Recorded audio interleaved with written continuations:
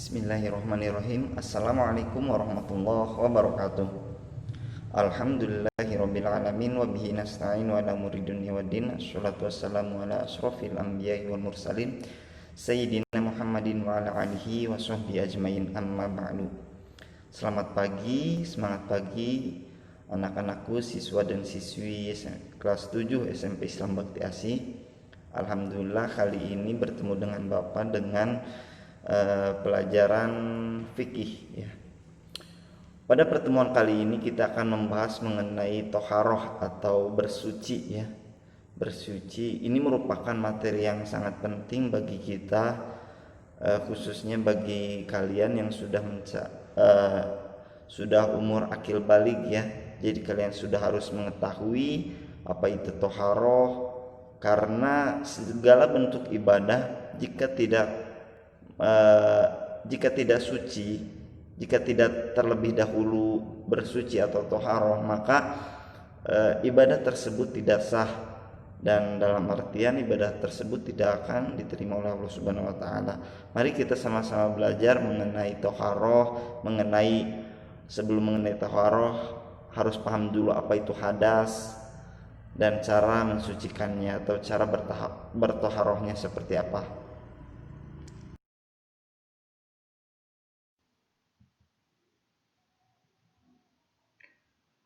Baik, untuk yang pertama, mari kita terlebih dahulu harus mengetahui apa itu hadas ya. Jadi ada beberapa macam hadas, dan menurut istilah hadas adalah keadaan tidak suci bagi seseorang sehingga menjadikannya tidak sah dalam melakukan ibadah. Jadi ketika seseorang memiliki hadas, maka ketika akan beribadah dan ibadah tersebut dituntut syaratnya untuk suci, maka orang yang yang memiliki hadas tersebut tidak sah ketika melakukan ibadah tanpa taharah terlebih dahulu. Maka kita harus lebih dahulu mengetahui apa saja itu si hadas. Dan hadas itu ada beberapa macam. Yang pertama yakni hadas kecil, yaitu hadas keadaan seseorang tidak suci, dan supaya ia menjadi suci maka ia harus berwudu, dan apabila tidak air maka diganti dengan tayamum. Jadi hadas kecil adalah hadas yang bisa disucikan dengan berwudu, cukup dengan berwudu atau dengan bertayamum. Kemudian yang kedua yakni hadas besar. Apa itu hadas besar? Yakni keadaan seseorang yang tidak suci pada diri seorang muslim sehingga yang bersangkutan tidak boleh melakukan ibadah seperti sholat, tawaf, dan sebagainya. Dan orang yang berhadas bisa dikatakan tidak suci, maka wajib baginya bersuci dahulu dengan cara mandi jinabat atau mandi junub, dalam artian mandi wajib ya. Apabila tidak ada air maka diganti dengan tayamum. Jadi hadas besar adalah hadas yang mewajibkan seseorang untuk mandi wajib agar suci kembali. Hadas besar dapat dihilangkan dengan cara mandi wajib. Dan apabila tidak ada air itu sama seperti wudu ya. Apabila tidak air maka boleh dengan dilakukannya tayamum. Oke, bismillah. Untuk pembahasan yang pertama yakni mengenai hadas kecil. Apa saja atau hal-hal yang menyebabkan seseorang berhadas kecil? Yaitu yang pertama, karena keluarnya sesuatu dari dua lubang, yaitu kubul dan dubur, seperti buang air besar, buang air kecil, kentut, dan yang lainnya. Al-khoriju min ahadis sabilaini, ada yang keluar al-khoriju min ahadis sabilaini, dari dua jalan, yaitu jalan depan dan jalan belakang, yakni kubul dan dubur ya. Rihun au ghairuha, baik itu angin atau yang lainnya. Jadi jika ada yang keluar dari dua lubang tersebut, dari kubul dan dubur, maka ia dikatakan berhadas, sedang hadas. Dan ketika akan melakukan ibadah, sholat dan sebagainya, maka dia diharuskan untuk bersuci terlebih dahulu. Kemudian yang kedua, karena menyentuh kemaluan, baik kemaluan sendiri ataupun kemaluan orang lain dengan telapak tangan atau jari. Nah, di sini mungkin maaf pembahasannya agak sedikit vulgar ya, tapi tidak apa karena ini adalah ilmu, karena ini adalah fikih, karena ini adalah pemahaman. Jadi tolong kalian fokus dan pahami isi dari materi ini, karena ini menyangkut ibadah kita, ibadah kalian semua. Jangan jorok, jangan kayak gitu ya, jangan anti seperti itu, karena ini adalah pemahaman atau fikih yang mengantarkan kita atau membimbing kita melaksanakan ibadah. Jadi yang kedua, karena menyentuh kemaluan, baik kemaluan sendiri ataupun kemaluan orang lain dengan telapak tangan atau jari. Nah, itu yang kedua, karena menyentuh kemaluan. Kemudian yang ketiga, karena hilangnya akal yang disebabkan mabuk, gila, atau tidur. Jadi ketika seseorang kehilangan akal, maka dia sedang berhadas, atau ketika dia memiliki wudhu kemudian hilangnya akal, maka wudhunya itu batal disebabkan mabuk, gila, atau tidur, kecuali orang yang tidur dengan posisi duduk dan tidak merubah posisi duduknya selama tidur, kecuali jika orang tersebut duduk dengan tegak ya dan tidak berubah selama tidurnya, dia tidak berubah tempat duduknya. Kemudian yang keempat, persentuhan antara kulit laki-laki dan kulit perempuan yang bukan mahramnya tanpa ada yang menghalangi.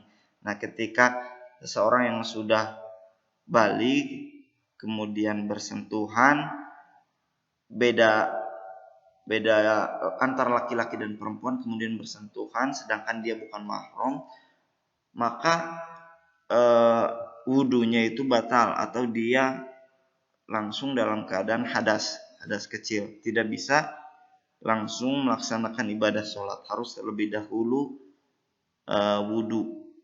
Dan itu dalam keadaan tidak ada yang menghalangi, kecuali jika dihalangi oleh sarung tangan misalnya bersalaman, asal tidak menyentuh kulit dengan kulit antara pria dan perempuan.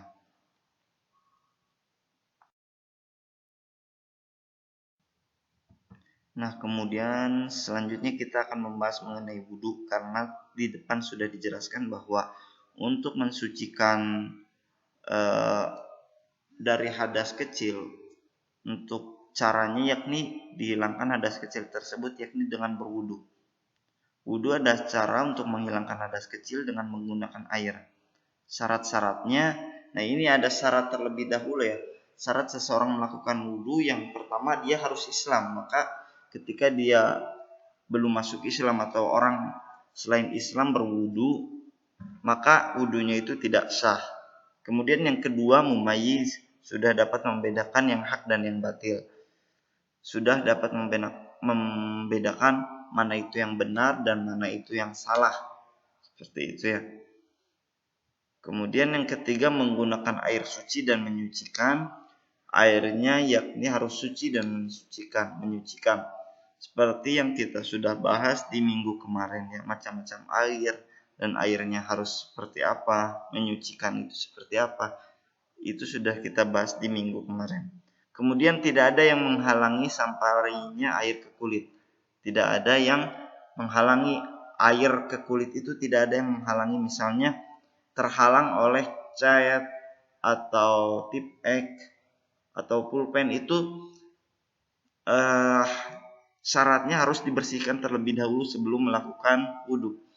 Jadi ketika kita akan wudhu, misalnya di wajah kita ada cat sedikit, maka sebelum berwudhu harus dibersihkan terlebih dahulu noda cat tersebut sampai hilang. Nah, baru setelah hilang kita dapat melaksanakan wudhu. Itu tadi syarat-syarat berwudhu, ada 4.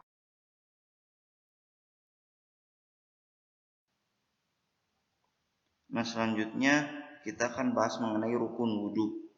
Jadi apa saja rukun wudhu tersebut? Yakni yang pertama adalah niat. Jadi harus terlebih dahulu niatnya, karena segala suatu ibadah harus dibarengi dengan niatnya agar sah ibadah tersebut. Puasa tanpa niat maka tidak akan sah puasanya. Sholat tanpa niat maka tidak akan sah sholatnya. Begitupun dengan wudhu, wudhu tanpa niat maka tidak akan sah wudhunya.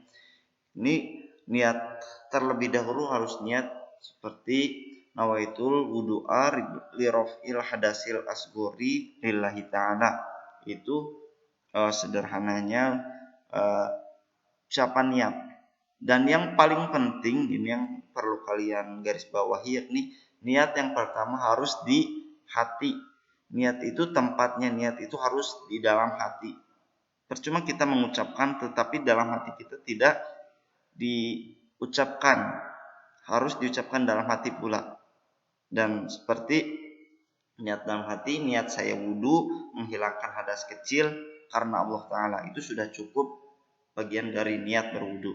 Kemudian yang kedua membasuh muka, yang ketiga membasuh kedua tangan sampai siku, kemudian yang keempat mengusap sebagian kepala, yang kelima membasuh kedua kaki sampai kedua mata kaki, dan yang terakhir tertib, yaitu tertib adalah menunaikan wudhu sesuai dengan urutannya, mendahulukan yang mestinya didahulukan dan mengakhiri mana yang seharusnya diakhirkan.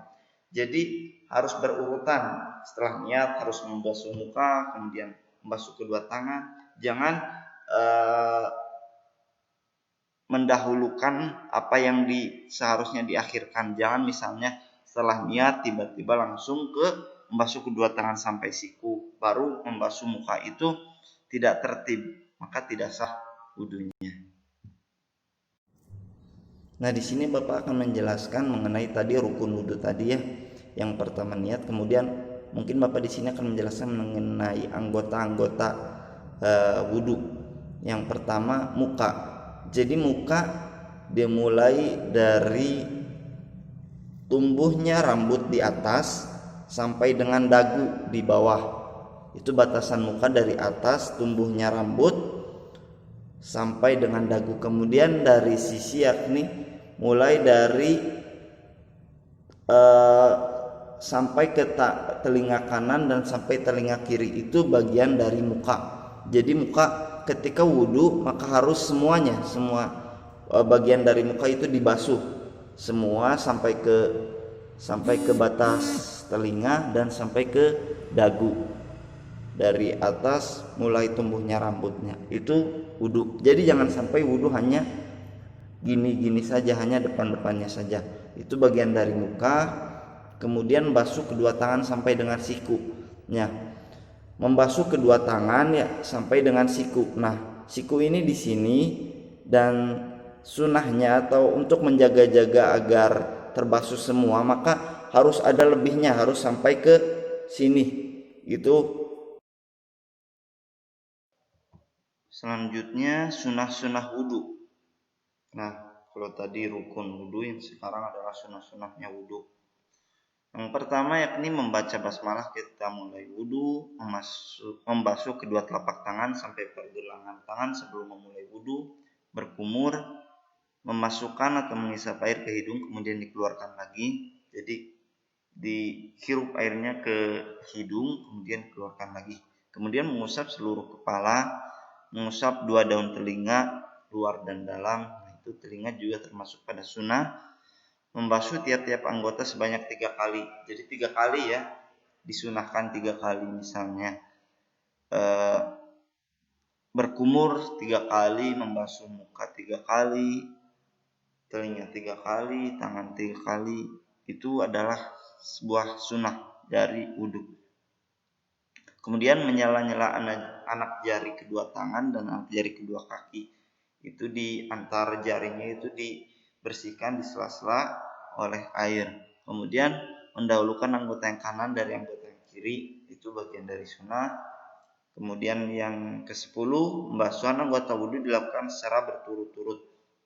Artinya gini, berturut-turut dalam artian ketika sudah berkumur kemudian langsung membasuh muka, setelah membasuh muka langsung membasuh kedua telapak tangan. Jangan ditunggu sampai kering, dalam artian berturut-turut di sini teh setelah membasuh muka dulu sampai kering, baru setelah kering membasuh kedua tangan sampai dengan siku. Itu tidak disunahkan ya, dan disunahkan harus langsung seperti itu. Kemudian yang terakhir yakni berdoa sesudah wudhu.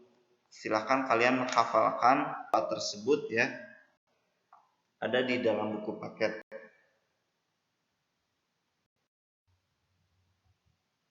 Selanjutnya batalnya wudhu. Apa saja sih yang membatalkan wudhu itu?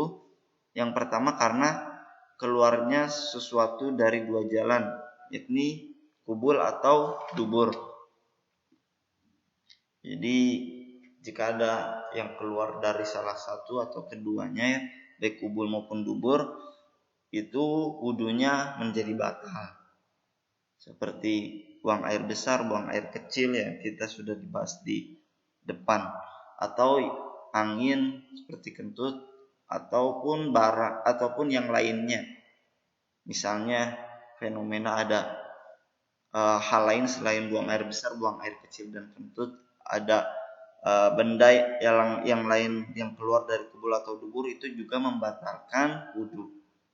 Kemudian hilangnya akal karena tidur, mabuk, gila, epilepsi atau yang lainnya, kecuali orang yang tidur dengan posisi duduk tegak dan tidak merubah tempat duduknya.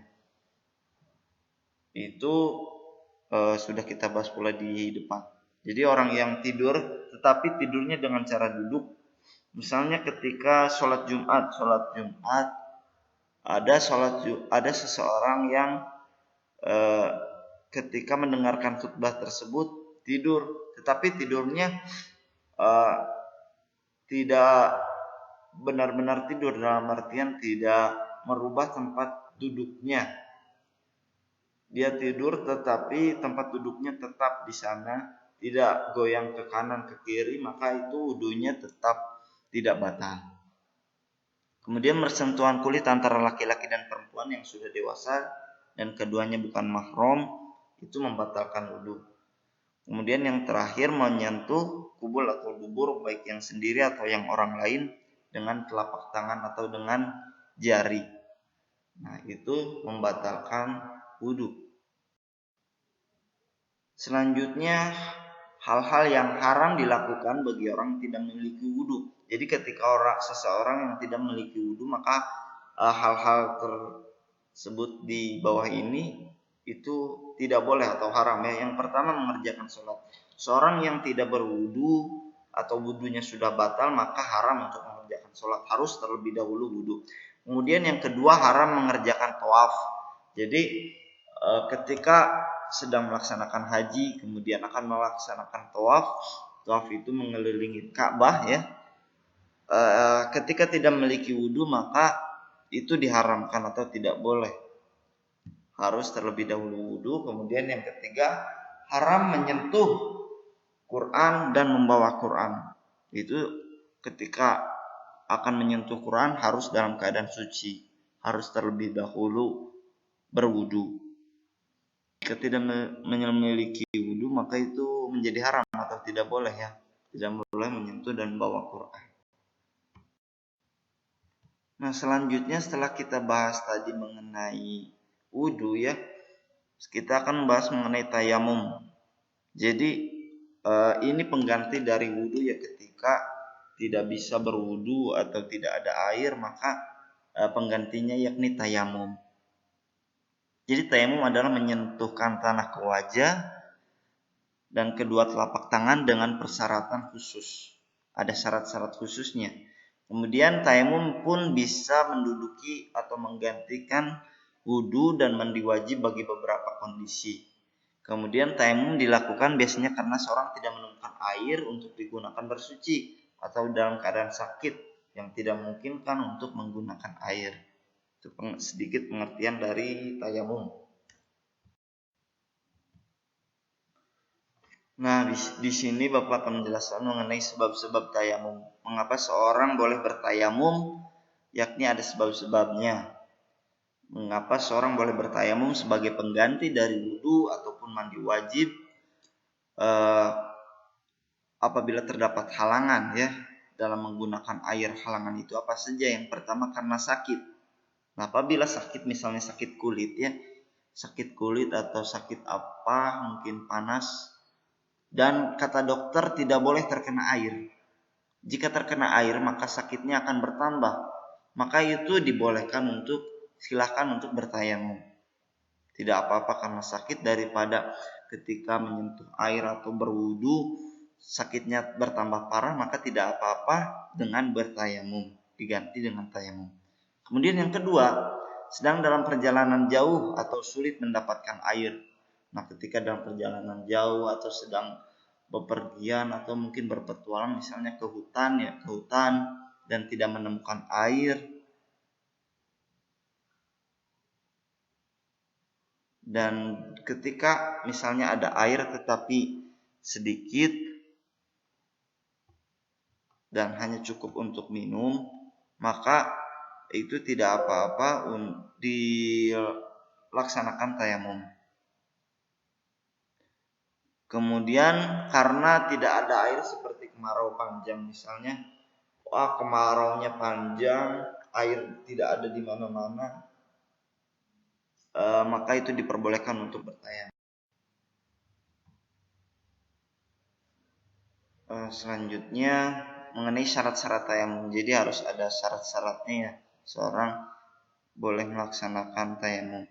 Yang pertama, sudah masuk waktu sholat. Jadi tayamum itu digunakan hanya untuk melaksanakan sholat ya. Tidak bisa, misalnya kan kalau berwudu itu ketika akan membaca Quran, ketika akan menyentuh Quran harus berwudu terlebih dahulu. Ini tidak ya. Tayamum hanya untuk melaksanakan sholat, ketika seseorang akan melaksanakan sholat. Jika sudah masuk waktu sholat, misalnya sekarang azan zuhur sudah berkumandang dan itu boleh dilaksanakan tayamum. Misalnya ketika seseorang belum azan zuhur tetapi dia akan bertayamum, tetapi dia tayamum dan akan melaksanakan sholat zuhur yang dimana waktunya itu belum masuk sholat zuhur, maka tayamum tersebut tidak sah. Jadi harus menunggu masuk waktu sholat terlebih dahulu baru bisa dilaksanakan tayamum. Dipahami ya? Kemudian yang kedua, tayamum hanya dapat digunakan untuk satu kali sholat fardu, namun boleh untuk beberapa sholat sunat selama belum berhadas. Jadi tadi dijelaskan bahwa tayamum hanya untuk sholat dan satu kali sholat fardu. Jadi ketika seorang melaksanakan tayamum, kemudian melaksanakan sholat, misalnya sholat zuhur, sampai masuk waktu asar, itu dia tidak batal.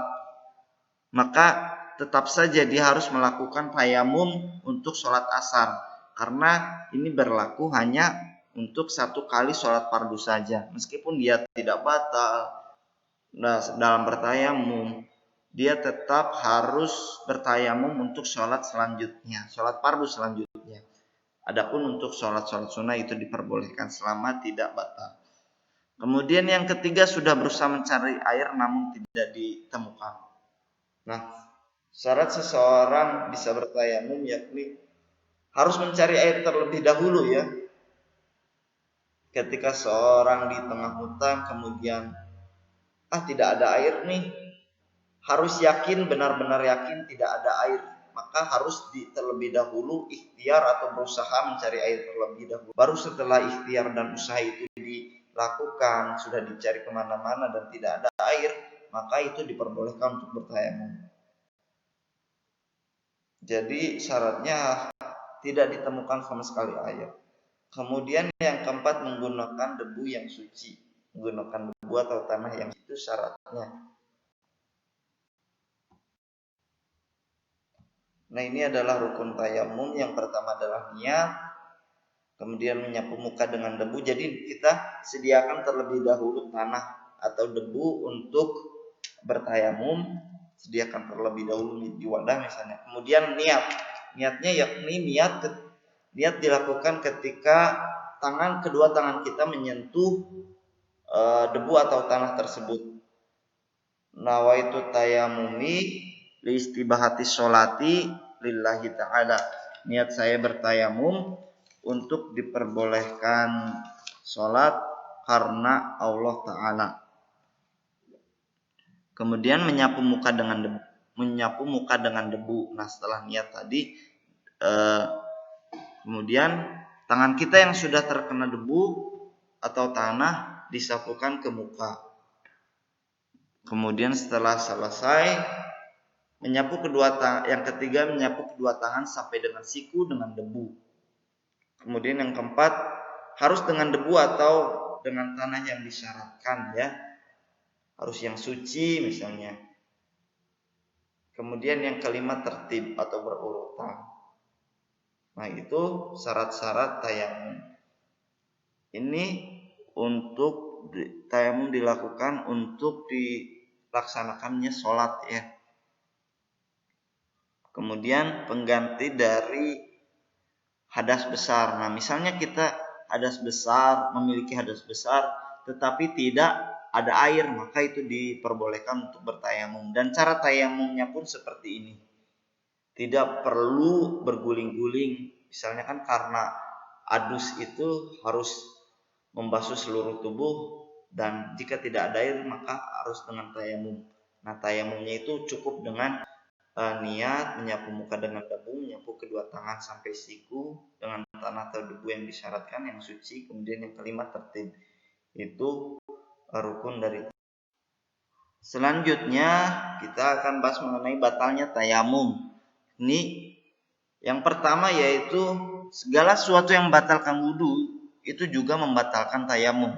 Tadi yang disebutkan di depan bahwa apa saja yang membatalkan wudhu itu pun juga membatalkan tayamum. Kemudian yang kedua melihat air sebelum melakukan sholat fardu. Nah, ini yang kedua ya, perlu kita pahami bahwa ketika kita sudah bertayamum, kemudian setelah kita melaksanakan tayamum, kemudian kita akan melaksanakan sholat, tiba-tiba kita melihat air, wah ternyata di sana ada sumber air, maka otomatis tayamum kita menjadi batal dan kita harus melaksanakan wudhu ataupun kalau sedang memiliki hadas besar itu diharuskan mandi wajib dengan air tersebut. Kemudian yang ketiga murtad ya. Ketika misalnya seseorang sudah bertayamum tiba-tiba keluar dari Islam, maka begitupun dengan tayamumnya itu menjadi batal. Nah, terima kasih, mungkin sekian dari Bapak. Terima kasih atas perhatian kalian, semoga ada manfaatnya. Tetap semangat. Wallahul muwaffiq ila aqwamit thoriq. Wassalamualaikum warahmatullahi wabarakatuh.